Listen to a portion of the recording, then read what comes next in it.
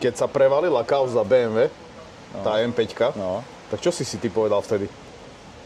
Aké boli tvoje prvotné nejaké reakcie na to? V podstate len sa mi utvrdilo to, čo som sa dozvedel sám na svojej koži, ako keby som sa popálil, že to nie je náhoda.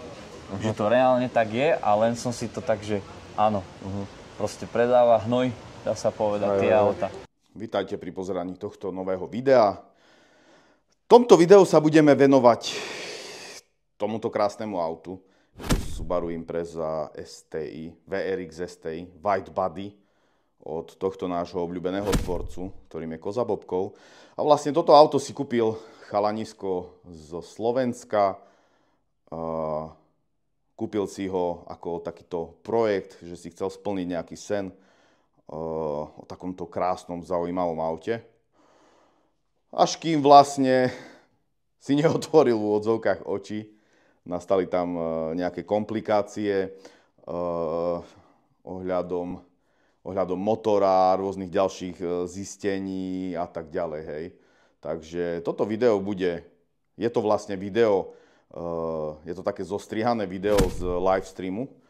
Takže som sadol do auta, z Košic som sa vydal do Prievidze za chalanom s menom Mr. Cach, ktorý si to auto kúpil. Porozprávali sme sa o tom, že v akom stave on to auto kúpil, ako to vlastne celé prebiehalo a tak ďalej. Všetko nám vlastne v tomto videu ozrejmi. A toto video slúži na to, aby sa vlastne poukázalo, že aké auta sa dajú v dnešnej dobe kúpiť. Neverte všetkému, čo vidíte na internete. Neverte v podstate ľuďom, ktorí vám hovoria, že v akom to je stave. Stále si to preverte tie auta, proste choďte si to pozrieť s nejakým mechanikom a tak ďalej, aby ste sa vyhli následným nejakým komplikáciám a drahým niekoľkotisícovým, v tomto prípade niekoľkotisícovým opravám. No a tak, ako sa mi ozvali aj ľudia, ktorí kúpili od Kozu auta v horšom stave, ozval sa mi chalan aj, ktorý je spokojný s týmto autom jedným, čo vlastne od neho kúpil. Takže po komunikácii s ním som sa tiež, v podstate sme sa dohodli, že aj za ním sa zastavím, takže aby tu bolo vykreslené aj niečo, nielen to zlé, ale aj to dobré. Nechcem sa nikoho zastávať, nechcem nikomu kaziť nejaké meno, je to len o vyjadreniach proste majiteľa konkrétneho auta.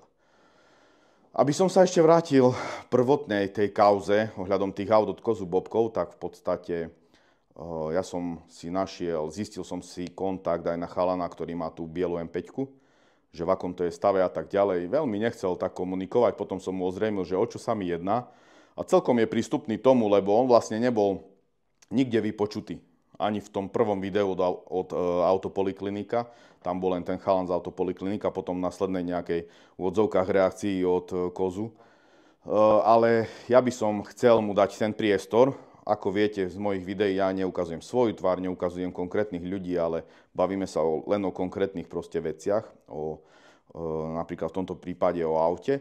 Takže určite plánujem sa aj s ním porozprávať a skúsim ho proste presvedčiť, aby išiel, lebo on v podstate aj v správe mi napísal, že hej, teraz on vyzerá ako debil, lebo on si išiel na ňom robiť čísla. Pritom to je reálne chalan, ktorý pracuje, ktorý za svoje usporené peniaze si kúpil auto.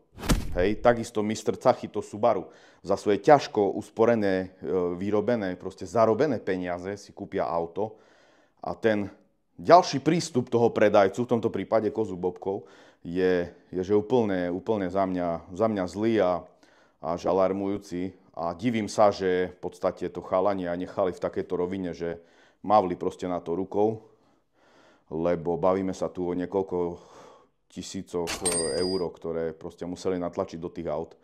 A keď všetci vieme, že sme milovníci proste tých aut, chceme si ich dať do čo najlepšieho stavu, tak je to proste časovo a finančne jednoducho náročné. Ale sú tam veci, ktoré jednoducho, pokiaľ sú zatajené predajcom, tak by mali byť vyriešené a tak ďalej. Keďže pred pár dňami vyšlo videjko, kde Koza Bobkov sa zahral na druhého, vila rozborila a rozdával tam peniaze 3000 eur. Vlastne vyšlo jedno video, kde bolo vlastne vyjadrenie Kozu ku tej kauze, čo ani vyjadrením nebolo. Koza ponúkol, že keď ten chalan si nechcel zobrať 3000 eur, takže on to niekomu dá. Hej, že máme napísať komentár, tak veľa ľudí mu tam písalo, že daj to tomu chalanovi z M5, a ja by som to dal aj Mr. Cachimu ku tomuto White Buddy, takže tam sa to zbiera. No a veľa ľudí mu to tam písalo, potom on to video reálne zrušil. Už teraz ho tam zase pridal, lebo vyžreboval tam nejakú pani. Hej, samozrejme, klobúčik dole. Koza, klobúk dole pred tebou, že chceš pomáhať. Ale rob to nezištne. A nie, že svoje chyby, ktoré si urobil, chceš ospravedlniť tým, že niekomu ideš pomáhať. Ty pomôž v prvom rade tým ľuďom, ktorým si tie auta predal. Takže za mňa tam nastala aj ohľadom toho Subaru taká ošemetná situácia, však si pozrite celé vlastne to zostrihané video z toho streamu. Auto už jazdí teraz fajn, chalan si to ide ďalej upravovať a tak ďalej, ale to primárne, proste keď kúpil to auto a tak ďalej, tak to všetko sa dozviete tu. No a ja neviem, všetci, ja som osobne, budem hovoriť za seba, nie za vás, ja som osobne mal rád videa Koza Bobkov, aj ten jeho prejav a tak ďalej, však to máte na ňom všetci, alebo mali ste všetci radi. Ideme teraz, len si proste netreba zaliepať oči a treba dať veci na pravú mieru. Ja týmto videom nejdem na nikoho útočiť, ja som si za svoje peniaze som sadol do auta, išiel som za chalanom, aby on ozrejmil situáciu, ako bola, takže ja som tu, ja sa nejdem hrať na sudcu ani nič. Viete dobre, tí, čo ma sledujete, že robil som pre Kozu aj promo na Garage Snow, nosím jeho merch doteraz, ja s merchom nemám žiaden problém, ale hovorím, nepáčia sa mi tie dané určité veci a k tomu sa proste budem len vyjadrovať. Takže tak, ja čakám ďalej na Davidové alebo Kozu Bobkov videa, kde sa vrátime zase do toho, len podľa mňa už nikdy to nebude ako predtým. A hlavne stále tam bol priestor na zvrátenie tej situácie iným správaním a inými vyjadreniami, ako bolo, hej, že proste od všetkého sa dávajú ruky preč a zatvárajú sa oči. No však pozrite si toto video a príjemné pozeranie určite, pokiaľ je tu niekto, kto ešte si kúpil nejaké tie auta od Kozu a tak ďalej, chcel by dať nejaké možno že vyjadrenia alebo svoj pohľad na vec, či už v dobrom alebo kvázi v horšom, tak nie je problém. Kľudne sa mi ozvite na Instagram do Marko Black alebo TikTok alebo cez YouTube, ako uznáte za vhodné. Takže príjemné pozeranie. Pre niekoho to bude možno príjemné, pre niekoho nie, ale tu je tá druhá strana mince. Takže Subaru Impreza White Buddy práve teraz. Máme tu jedno krásne Subaru. Milovníkov automotív kontentu určite budete vedieť, že koho to je Subaru, respektíve koho bolo.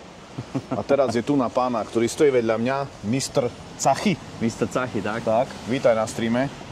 Zdravím a ďakujem. Ďakujem aj ja, že si prijal vlastne toto pozvanie, alebo ja, že som sa pozval sám.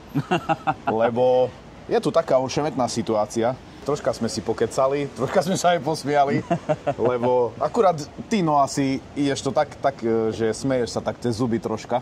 Hej. Tak nám ozrejm situáciu, že čo tu máme vlastne. Kto nevie, tak toto auto je vlastne, ako to mám nazvať, guru, ktorý je automotív guru, náš, každého. Ja som sa, počkaj, nemôžem to ukázať, ale ja som sa zladil, Garage Snow, Mikinka, nesmie chýbať.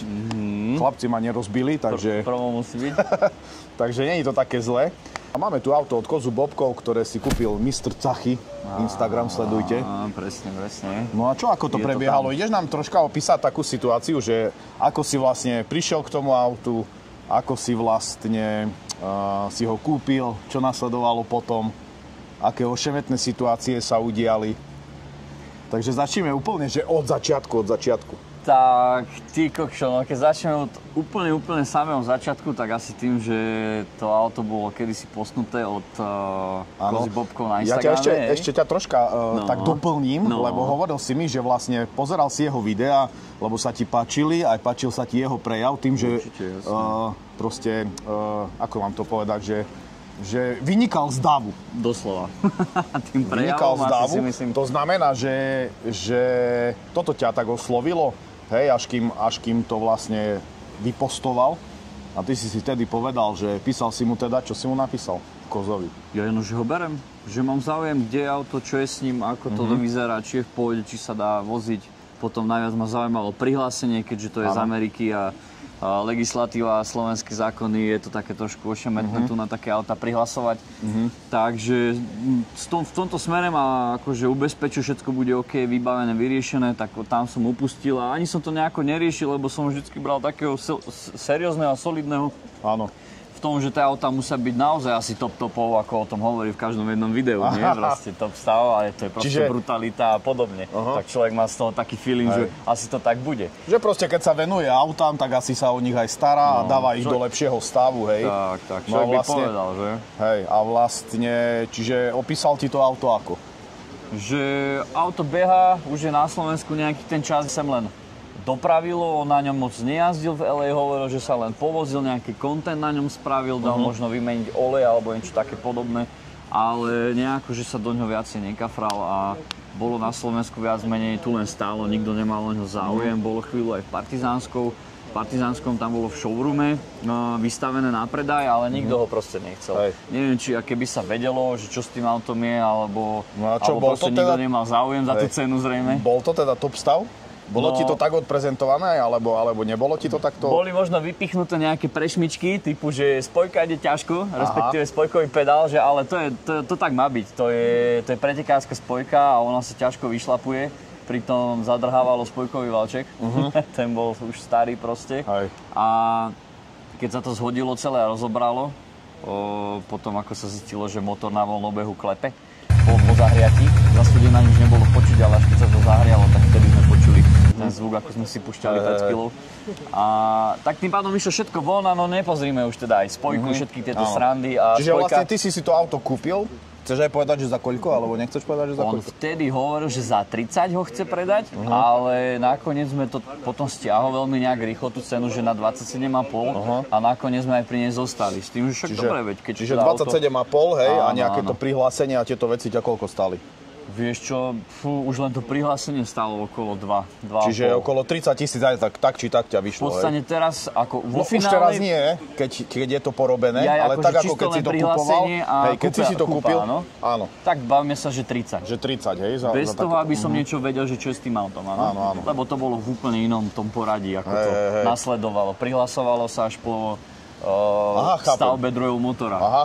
No, čiže už sme troška preskočili, že serióznosť v tomto zmysle bola taká, že vlastne tá spojka zadrhávala, bolo tu tvrdené, že tam je karbon keramická spojka, alebo taká, hej. Bola tam klasická spojka, no a čo, tie pneumatiky si vral, že boli zdreté, no a vlastne klepal motor, no. Pri zahriati, hej.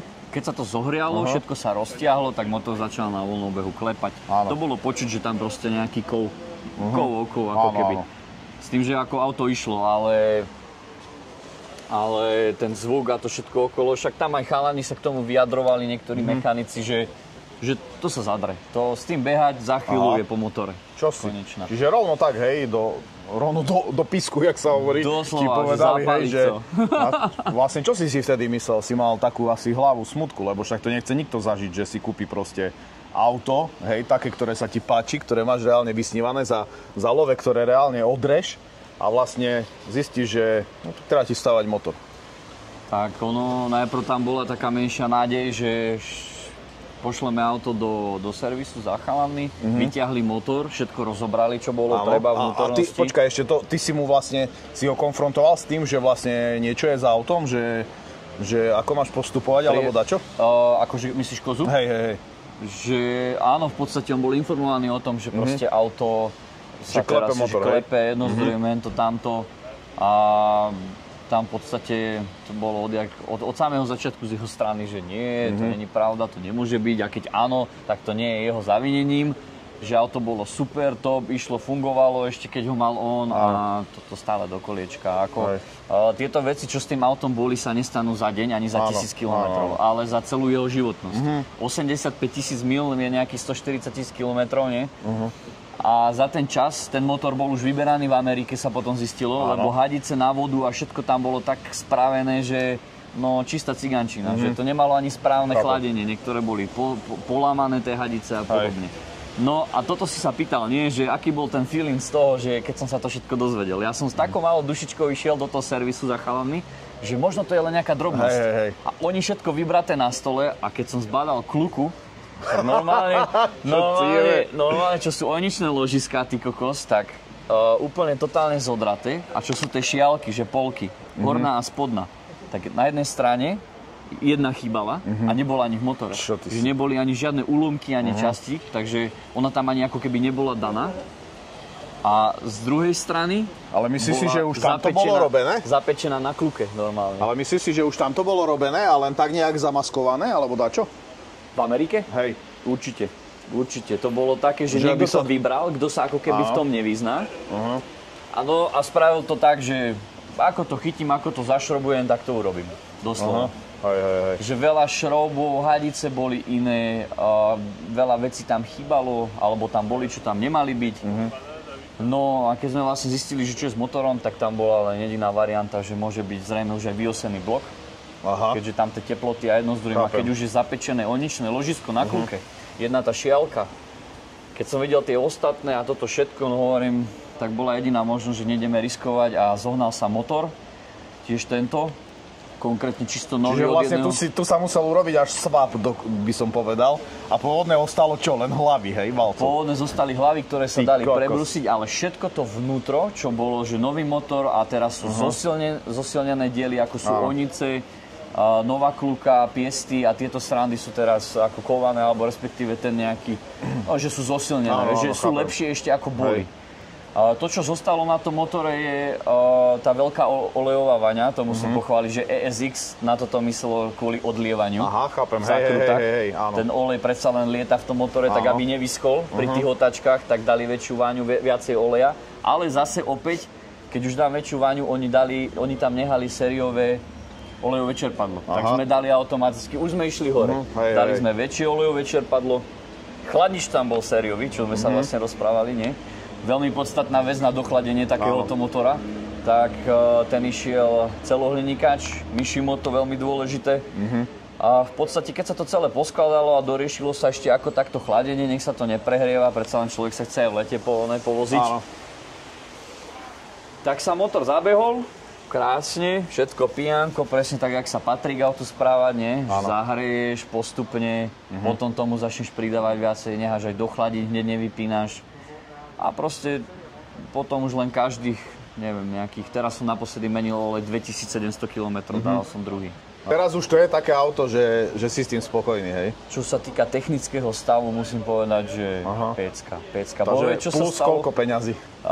Plus koľko, no to, čo som tam ešte ja chcel za svoje srandy, že aby to bolo tak, ako chcem ja, tak končíme na 50. Končíme na 50 s tým, že aktuálne to, ak sa na to dívame teraz, ešte nás budúci rok čaká interiér.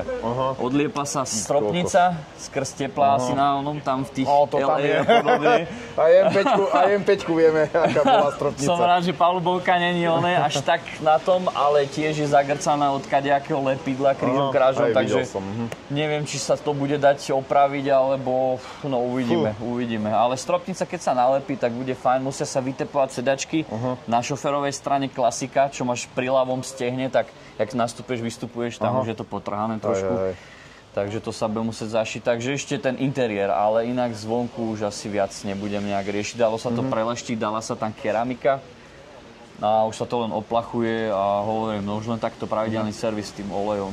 Auto, jak bolo prevážané, tak ja neviem, či sa ťuklo v tom kontajneri, ale keby som ti posvietil, tak si môžeš všimnúť, že ako sa tá farba skrčila.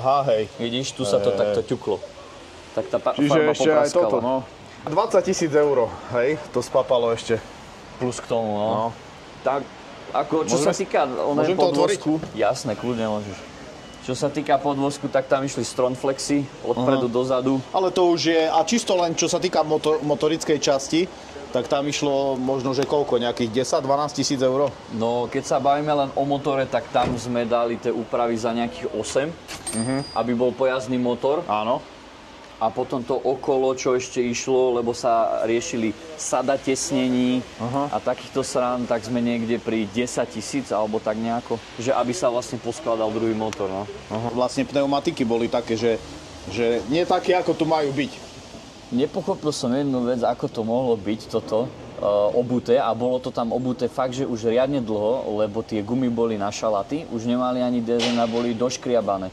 Boli doškriabané od týchto konkrétne plechov, lebo v Amerike oni sa s tým normálne nesrali. Oni to zobrali, flexov alebo čím to odpílili a nahodili do vajbali. Takže tu máme ostré hrany vpredu aj vzadu. Čiže normálne to tak je urobené, že na prasáka, hej? Úplne. Vážne? No jasne. Keby otvoríš dvere zadné, tak tam to vidíš, ako to vyzerá. To čo, otvoríme to? Môžeš, jasne. Tam pôjde ešte nejaké tiesnenie, ktoré to aspoň ako tak spraví. Čo ci jebe? No tak toto. Takto to proste originálne v tej Amerike vymysleli. Presne takto. Jebe. Takže sem, keď sa vymyslí aspoň nejaká gumička, vieš, ako tiesnenie kvázi, tak to trošku bude lepšie vyzerať. A problém bol, teraz môžeme vidieť, sú tu obuté 255-ky, čo je stredná cesta pre tieto 10 diečka disky. Ako disky sú pekné, veľmi pekné. Tu boli obuté 285-ky, no, ale prosím, pekne. Toto je... To bola tak veľká pneumatika, že my keď sme vzadu sedeli dvaja, pri každom zhupe toto rezalo do pneumatiky. To robilo zárezy. Toto troška lepšie vyzerá, ale tak aj tak to nie je žiadna sláva, čo? Žiadna sláva. Ty kokos. To je iba, vieš, keď sú dvere zavreté, tak vtedy to je. Ja presne viem, čo si asi povedal, keď si ho vlastne kupoval. A to tak oslovilo, no. A potom človek má oči pre plač. Bo už si uvedomíš, že za 50 litrov ty kokos si mohol už mať. Už aké auta sú dneska, že? A úplne ročníky také, že nové proste. Za 50... Reálne aj také by si kúpil, hej? Ale dajme tomu, že v stokovom stave s nízkym nájazdom kilometrov, hej? Už keby, že chceš ísť do Subaru. Ak mal niekto šťastie, ako ten chalan, že kúpil auto a bolo v poriadku, berem, OK. Ale toľko ľudí, čo sa dalo dokopy, čo pobrali auta od neho a to rozbité, to malo byť spravené, nebolo spravené. Hej, chápem. Tak keď sa to takto začalo prevalovať, tak si človek povedal, že jasné, však treba, aby sa to vedelo.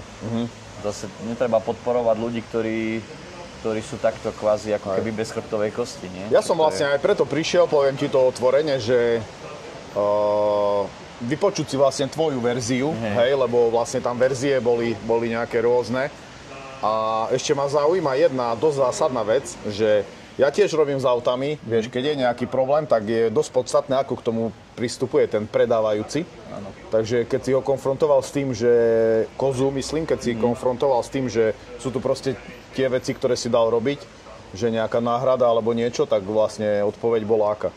Že odpoveď bola taká, samozrejme, na jeho obranu alebo z jeho strany, že to nie je jeho chyba a nie je to jeho problém, že on za to nemôže a všetko sa to stalo mimo jeho. Akože on proste auto poslal veľmi dávno, bolo na Slovensku, on ho nemal v rukách a samozrejme stále to chce do koliečka, aký on je super, ako on má svoje auta v poriadku a ukazovať prstom na toho, že tento zavinili, tak to je také jeho, by som povedal v tomto smere. Volali sme spolu, hovorím, keď som letel na dovolenku, tak asi 1,5 hodinu na letisku a nedostali sme sa k ničomu. Keď som povedal, že základná cena je tam niekde okolo 8,5 až 10 tisíc, aby to auto reálne mohlo ďalej fungovať a behať, tak to môžeme snívať, že však to sa nedá. Čiže nič vlastne teraz, je to také, že už sa vlastne ani sa neozýva, ani nič a už to berie, že je to vybavené. Že si tu nasypal, dajme tomu, že 10 000 eur do motora a... Ja som to tak zo začiatku nejako ani moc neriešil, že by som išiel po ňom, že vráť mi tie love, že ich potrebujem, alebo že toto tamto, to vôbec. Ale vieš, jednoducho to zamrzí, lebo jednak myslím si, že tá kúpna cena toho auta, že 27 000 eur je kurva prestrelená, to je prvá vec. Hej, môže tu byť white body, môže tu byť neviem čo, hej. To už bolo také, že dobre, hej, ale fakt, že keď si rátal s tým, že ti to opísal tak, že to je v dobrom stave, hej, a proste kúpiš a musíš tu na komplet robiť generálku z výmenou bloku za, hej, 10 000 eur, dajme tomu, tak je to akože, je to pičovina jednoducho. Čiže jasné. A na jednej strane, ak o tom aj vedel, tak chápem, že to mal na salame, že sa mu to nechcelo riešiť, lebo on sám už vedel tým pádom, že koľko peňazí do toho treba dať. Áno, áno. Tak sa zavreli oči, takzvané, pošleme to ďalej. Ale aspoň keby nebola taká prezentácia. Poviem na rovinu, však viem, čo predávam predsa. To keď sa vyberalo už len chladiaca zmes, čo by tam mala byť pekná voda, tak to bolo... Ako vieš, čo ti poviem, že prvýkrát, no keď prepukla tá kauza s tou M5, tak som si povedal, dobre, no však stane sa každému. Každý, kto predával niekedy auta, tak dačo si tu zatajil, tu si taký škrabanček, vieš, dal preč. Hej. Ale stále to není, že reálne máš vymeniť motor v aute, vieš. Pridávaš nám ešte troška? Jasné. Budeš tak dobrý? Tam budú aj nejaké tie plameny. Až tak? No hádam, hej.